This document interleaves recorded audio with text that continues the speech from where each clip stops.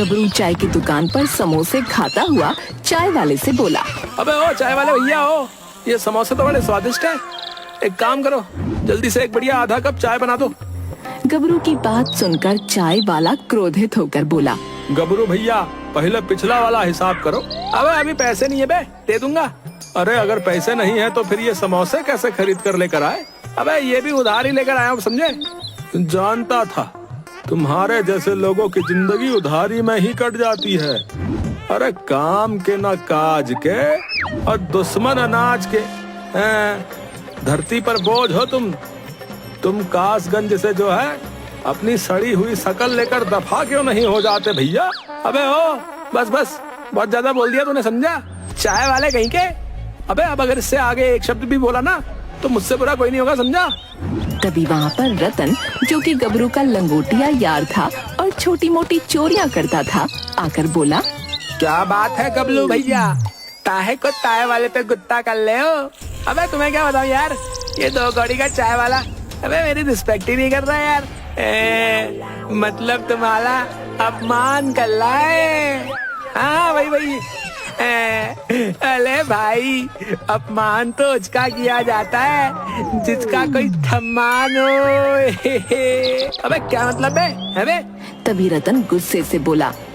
गबलू, तुमने कुछ दिनों पहले ना मुझसे पैसे उधार लिए थे और आज तक नहीं लौटा है। कान खोल कर सुन लो, अगर तुमने मेरे पैसे नहीं लौटाए ना तो मुझसे बुरा कोई नहीं होगा। और तुम जानते हो, लतन जब किसी से दोस्ती करता है तो अपना सब कुछ कुर्बान कर देता है, लेकिन किसी से दुश्मनी करता है ना तो उसे कहीं का नहीं छोड़ता। अचानक क्रोधित होकर रतन की ओर देखकर बोला। अबे ओ, तुम सिर्फ अपने लंबे होने का फायदा उठाते, समझे? मैं नाटा हूँ ना, इसीलिए तुम मुझसे अकड़ कर बात कर रहे हो, समझे? ओ, तुम्हारा खलील तो दलूल नाता है, लेकिन तुम्हारी दुबान कितनी लंबी है, तभी थोता है तुमने। रतन की बात सुनकर गबरू पैर पटकता हुआ कासगंज से बाहर निकल गया। वो कुछ दूर ही चला था कि तभी एक भिखारी की आवाज गबरू के कानों में टकराई। ईश्वर के नाम पे मुझे कुछ दे दे बेटा। गबरू उस भिखारी से बोला। अबे ओ, मेरी हालत भी तुम्हारी तरह ही है, जेब में एक फूटी कौड़ी नहीं, समझे? समझ गया, इसका मतलब तुझे मेरे वरदान की जरूरत है। साधु की बात सुनकर गबरू गुस्से से बोला। अबे खुद तो भीख मांग रहा है और मुझे वरदान देने की बात कह रहा है? अबे भीख तो मैं अपने शौक के लिए मांग रहा हूँ, वरदान तो मैं मुफ्त में दे देता हूँ। अच्छा, तो तू मुझे क्या वरदान दे सकता है बे भिखारी? है बे? कर भला तो हो बुरा, मैं तुझे वरदान देता हूँ कि कर बुरा तो हो भला। अबे ये क्या उल्टा सीधा बके जा रहा है बे तू भिखारी? है बे? तू सीधे सीधे बताएगा कि वरदान क्या है बे? गबरू की बात सुनकर अचानक भिखारी क्रोधित होता हुआ बोला। तू आज से जो कुछ भी बोलेगा वो हो जाएगा, इससे आगे मैं कुछ नहीं बता सकता, क्योंकि तू बार बार मुझे भिखारी कहकर अपमानित कर रहा है। इतना बोलकर भिखारी वहाँ से चला गया।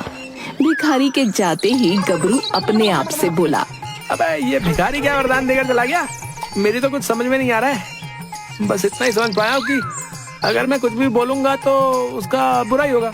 चलो, वैसे भी कासगंज के लोगों ने मेरा बहुत अपमान किया है, मैं सबको बुरा बोलकर बर्बाद कर दूंगा। है इतना बोलकर गबरू दौड़ता हुआ सीधा चाय वाले की दुकान पर आकर बोला।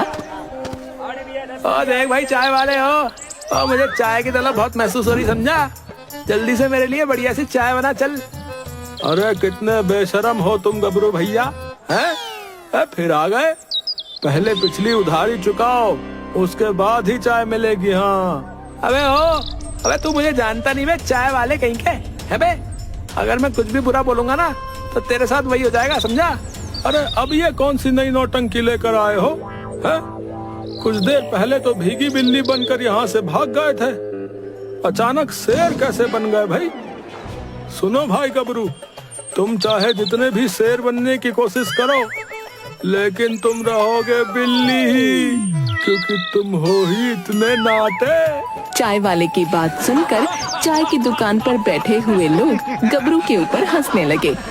लोगों को अपने ऊपर हंसता देख गबरू बुरी तरह से क्रोधित होकर चाय वाले से बोला, अबे तो तुझे मेरी बात पे विश्वास नहीं है? ठीक है, तेरी चाय की दुकान पर अभी आग लग जाएगी, समझा? मगर ऐसा कुछ भी नहीं हुआ। ये देखकर चाय वाला चाय बनाते हुए जोर जोर से हंसते हुए बोला, भैया, मेरी चाय की दुकान पर आग तो नहीं लगी, लेकिन तुम्हारा चेहरा देखकर लग रहा है कि आग तो तुम्हारे अंदर लगी हुई है, लेकिन कहाँ ये तो तुम बता ही सकते हो। इतना बोलकर चाय वाला जोर जोर से हंसने लगा।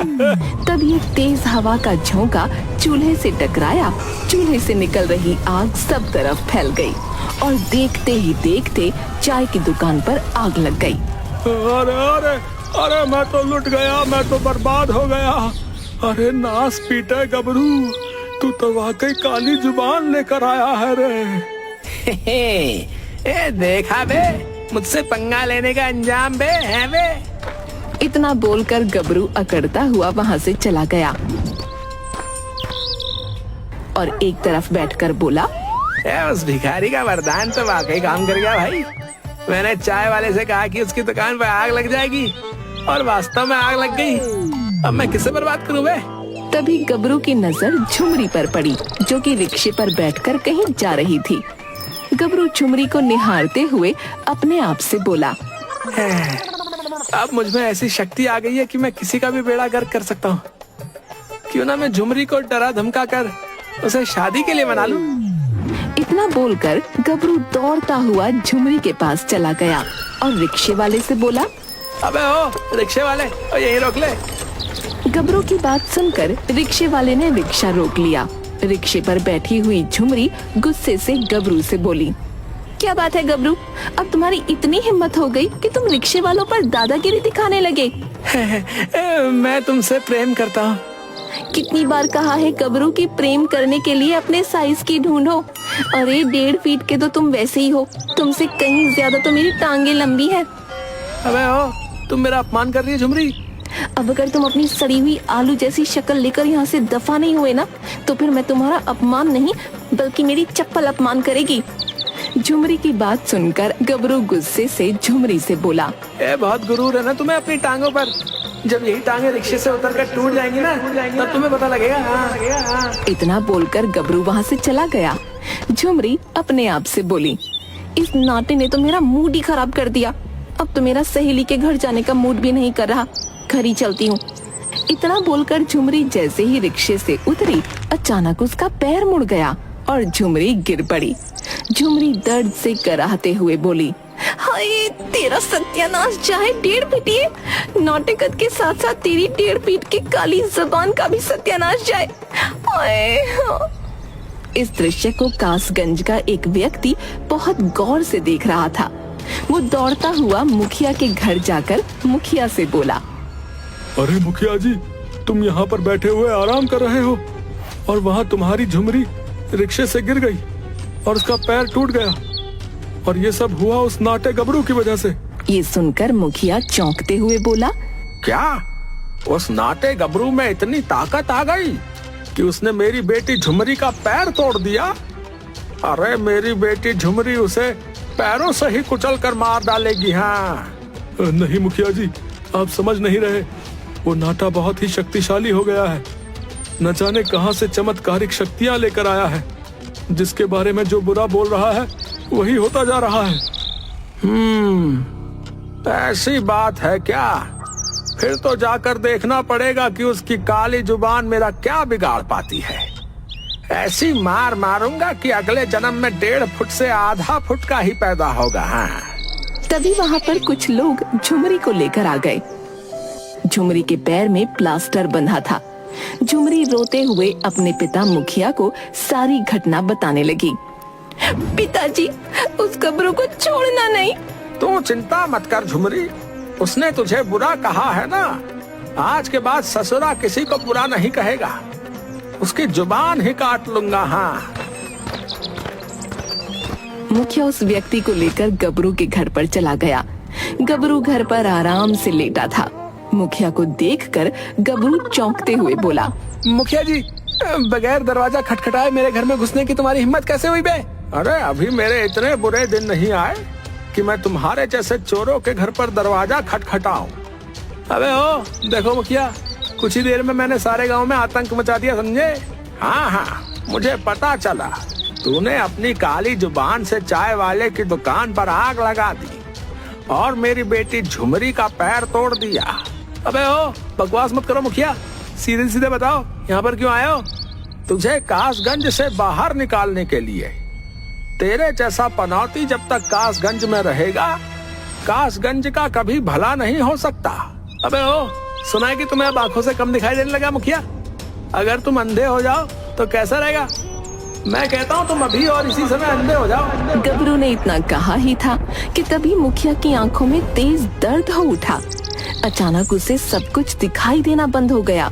मुखिया चीखता हुआ बोला, अरे तेरा सत्यानाश जाए 1.5 फुटिये, तू तो वाकई काली जुबान निकला रे। मैं तो सोच रहा था कि तू नई नौटंकी लेकर आया है, मगर ये कोई नौटंकी नहीं, ये तो सच निकला। अरे अब झुमरी का पैर टूट गया है और तू अंधा हो गया है। अब तो तुझे झुमरी के साथ मेरा विवाह करना ही पड़ेगा, क्यों है? इतना बोलकर गबरू घर से बाहर निकल गया।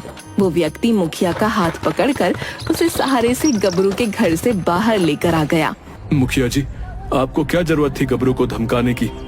बोला था ना आपसे कि वो जो बोल रहा है वही हो रहा है। अरे क्यों बकवास किया जा रहा है? तू ही तो आया था मेरे पास उसकी करतूत बताने के लिए। तेरी वजह से ही मुझे सब कुछ दिखाई देना बंद हो गया। तभी अचानक मुखिया को सब कुछ दिखाई देने लगा और पहले से ज्यादा साफ दिखाई देने लगा। अरे अरे ये तो चमत्कार हो गया। मुझे सब कुछ दिखाई दे रहा है और पहले से ज्यादा साफ दिखाई दे रहा है भाई। मतलब? अरे पहले मुझे दूर का देखने में थोड़ी दिक्कत होती थी, मगर अब तो मुझे वो भी साफ साफ दिखाई दे रहा है।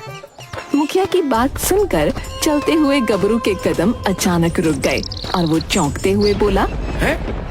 अबे ऐसे कैसे हो सकता है बे? मैंने तो बुरा बोला था।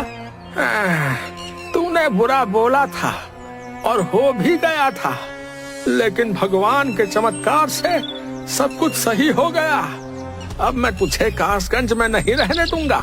इतना बोलकर मुखिया ने चिल्लाते हुए सारे गांव वालों को एकत्रित कर लिया और बोला, देखते क्या हो, इस नाटे काली जुबान को धक्के देकर कासगंज से बाहर निकाल दो। कासगंज वाले गबरू को कासगंज से बाहर निकालने ही वाले थे कि तभी चाय वाला वहाँ पर दौड़ता हुआ आ पहुँचा। अरे अरे हमारी तो किस्मत खुल गई भैया। अरे हम तो रातों रात लखपति हो गए। ये सुनकर सभी चौंक पड़े। हाँ? क्या बकवास कर रहा है चाय वाले? तेरी तो चाय के दुकान पर आग लग गई थी। अरे सही कहा, हमारी चाय की दुकान पर आग लग गई रही। मैं भूल गया रहा कि मैं जो है अपनी चाय की दुकान पर 50 लाख का इंश्योरेंस करवाया था, जो कि मुझे मिल गया है। अब मैं चाय की दुकान की जगह काफी की दुकान खोलूंगा। हाँ, काफी पिलाऊंगा। तभी वहाँ पर एक बूढ़ा व्यक्ति दौड़ता हुआ आया और मुखिया से बोला, मुखिया जी, झुमरी अपनी सहेली के घर पर जा रही थी क्या? वो गई तो नहीं? नहीं, वो तो नहीं गई। इस गबरू ससुरे ने उसे बुरा जो बोल दिया था। अरे इसने बुरा बोला तो सही किया। हाँ, क्या मतलब? मतलब झुमरी जिस सहेली के घर पर जा रही थी ना, अचानक उसका घर टूट कर गिर गया। उसकी सहेली और उसके माता पिता की हालत बहुत ही गंभीर है। झुमरी बच गई, वरना पता नहीं क्या से क्या हो जाता। तभी वहाँ पर वही भिखारी आ पहुँचा जिसने गबरू को वरदान दिया था। भिखारी मुखिया की ओर देखकर बोला, ये नाटा थोड़ा नादान है और ये कासगंज के निठल्लों की शान है, इसे क्षमा कर दो।